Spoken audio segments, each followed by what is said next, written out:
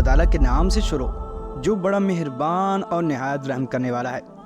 ناظرین محترم، یوں تو ہم آئے دن اور رات کے اندر اور صبح و شام ہر ایک قیامت کی نشانی اپنی آنکھوں سے پوری ہوتی ہوئی دیکھ رہے ہیں، جیسا کہ حضور اکرم صلی اللہ تعالیٰ علیہ وسلم نے ارشاد فرمایا تھا کہ قرب قیامت تم پر قیامت کی نشانیاں اس طرح سے ظاہر ہوں گی جس طرح سے کسی تسبیح کی لڑی ٹوٹ جاتی ہے تو اس کے دانے پے در پے زمین پر وارد ہوتے ہیں۔ ناظرین محترم، قیامت کی انہی نشانیوں میں سے ایک نشانی ملک بینک ہے، یعنی جس کے اندر عورتوں کے دودھ کی خرید و فروخت کی جاتی ہے۔ یہ ملک بینک کیا ہے اور آخر علماء کرام اس ملک بینک کے اتنے خلاف کیوں ہیں، جبکہ اسلام نے تو عورتوں کو اپنا دودھ بیچنے کی اجازت دی ہے، جیسا کہ حضور اکرم صلی اللہ تعالیٰ علیہ وسلم کی سیرت مبارکہ سے یہ بات ثابت ہے کہ جب آپ صلی اللہ تعالیٰ علیہ وسلم پیدا ہوئے تو اس وقت اہل عرب کے اندر یہ روایت تھا کہ جو بھی بچہ پیدا ہوتا اس کے لیے ایک دائی کو مخصوص کیا جاتا اور اسے شہر سے گاؤں دیہات کے اندر بھیجا جاتا تاکہ بچہ وہاں کی کھلی آب و ہوا کے اندر پرورش پائے اور وہاں سے خالص عربی زبان سیکھے، کیونکہ شہروں کے اندر مختلف زبانوں کے لوگ رہتے ہیں جن کے اندر خالص عربی بھی ہوتے تھے اور دیگر زبانوں سے مہارت رکھنے والے لوگ بھی ہوتے تھے، لیکن اہل عرب کا یہ ماننا تھا کہ ہمارا بچہ خالص عربی بنے اور گاؤں کی کھلی فضا کے اندر تندرست و توانا رہے اور وہاں موجود دائیا اس بچے کو دودھ پلاتی رہے، جس کے بدلے کے اندر اس کو اجرت عطا کی جاتی تھی۔ چنانچہ حضور اکرم صلی اللہ تعالیٰ علیہ وسلم اور دائی حلیمہ کا واقعہ بہت زیادہ مشہور ہے کہ حلیمہ سعدیہ رضی اللہ تعالیٰ عنہ نے اپنا دودھ حضور اکرم صلی اللہ تعالیٰ علیہ وسلم کو پلایا تھا، جس کے بدلے کے اندر اسے اجرت بھی عطا کی گئی تھی۔ اور شریعت کا یہ مسئلہ مذکور ہے کہ اگر کوئی عورت بچے کو دودھ پلانے سے انکار کر دے تو باپ پر لازم ہے کہ وہ کوئی دائی اجرت پر رکھے جو کہ اس کے بچے کو دودھ پلائے۔ چنانچہ جب اسلام اور سیرت مبارکہ سے یہ بات ثابت ہے کہ عورت کا اجرت پر اپنے دودھ کو فروخت کرنا جائز ہے، تو پھر اس دور کے علماء کرام اور اسلام کو فالو کرنے والے لوگ ہیومن ملک بینک کے خلاف کیوں ہیں؟ آخر کون سے ایسے اثرات ہیں اور کون سی ایسی قیامت کی نشانی ہے کہ اگر اس ملک بینک کو کھلی آزادی دے دی جائے تو قیامت کی نشانی پوری ہو جائے گی؟ تو پیارے دوستو، یہ بات یاد رکھیں کہ حضور اکرم صلی اللہ تعالیٰ علیہ وسلم نے جس طرح سے حقیقی بہن بھائیوں کا نکاح آپس کے اندر ناجائز قرار دیا ہے اور اللہ اور اس کے رسول صلی اللہ تعالیٰ علیہ وسلم نے اس نکاح کو حرام فرمایا ہے، اسی طرح سے وہ بہن بھائی جو کہ رضائی بہن بھائی ہوں، یعنی دونوں نے کسی ایک عورت کا دودھ پیا ہو، ان دونوں کا نکاح بھی آپس کے اندر ناجائز ہے، کیونکہ اس طرح سے اگر محارم کے اندر بھی نکاح ہونے لگیں گے تو محارم رشتہ داروں کی جو عزت و توقیر ہے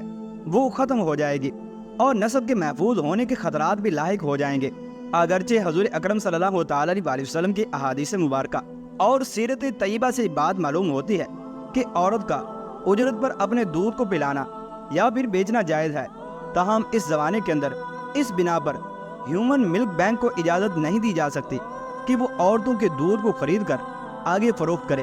کیونکہ پہلے زمانے کے اندر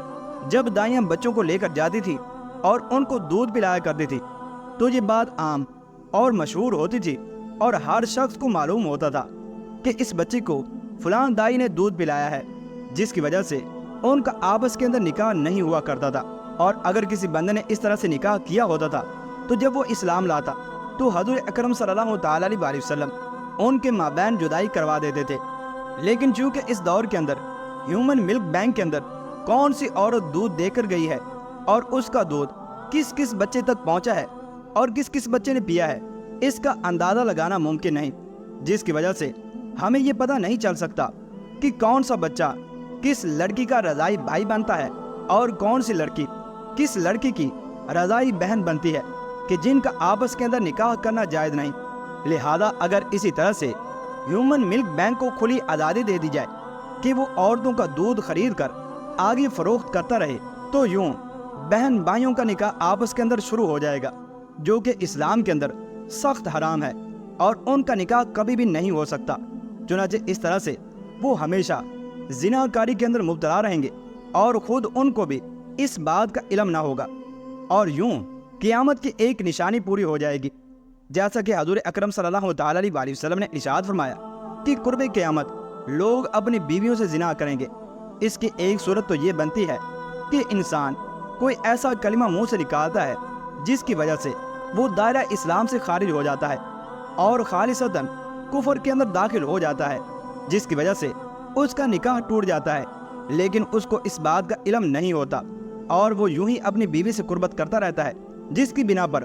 وہ اپنی بیوی سے خالصتاً زنا کر رہا ہوتا ہے، لیکن اس کو اس بات کا علم نہیں ہوتا۔ اسی طرح سے اس حدیث مبارکہ سے اس طرح بھی اشارہ ممکن ہے کہ جس عورت سے اس نے نکاح کیا ہو وہ اس کی بہن ہو اور اس کو اس بات کا علم نہ ہو، اور یوں وہ اس کو اپنی بیوی سمجھ کر اس سے صحبت کرتا رہے، لیکن در حقیقت وہ زنا شمار ہوتا رہے گا۔ چنانچہ اس بنا پر علماء کرام ہیومن ملک بینک کے خلاف ہیں کہ اس طرح سے رضائی بہن بھائیوں کا کوئی اندازہ نہیں لگا سکے گا، اور یوں قیامت کی ایک نشانی پوری ہو جائے گی کہ قرب قیامت میں زنا کاری عام ہو جائے گی، اور ہیومن بینک کا یہ عمل زنا کو بڑھانے والا عمل ہے۔ پیارے دوستو، اگرچہ یہ بات دنیاوی اعتبار سے خیر خواہی کے بالکل خلاف نہیں کہ کوئی عورت اپنا وہ دودھ جو کہ زائد ہو وہ آ کر بیچ دے تاکہ اس بچے کو دودھ مل جائے کہ جس کی ماں کا دودھ نہیں اترا، تاکہ وہ بچہ ماں کے دودھ سے محروم نہ ہو جائے۔ اگرچہ یہ بہت بڑی نیکی ہے، لیکن اس کے ساتھ ساتھ یہ برے اثرات شامل ہیں کہ اس طرح سے رضائی بہن بھائیوں کا کوئی پتہ نہیں چلے گا، اور قیامت کی ایک نشانی یعنی زنا کاری کا عام ہو جانا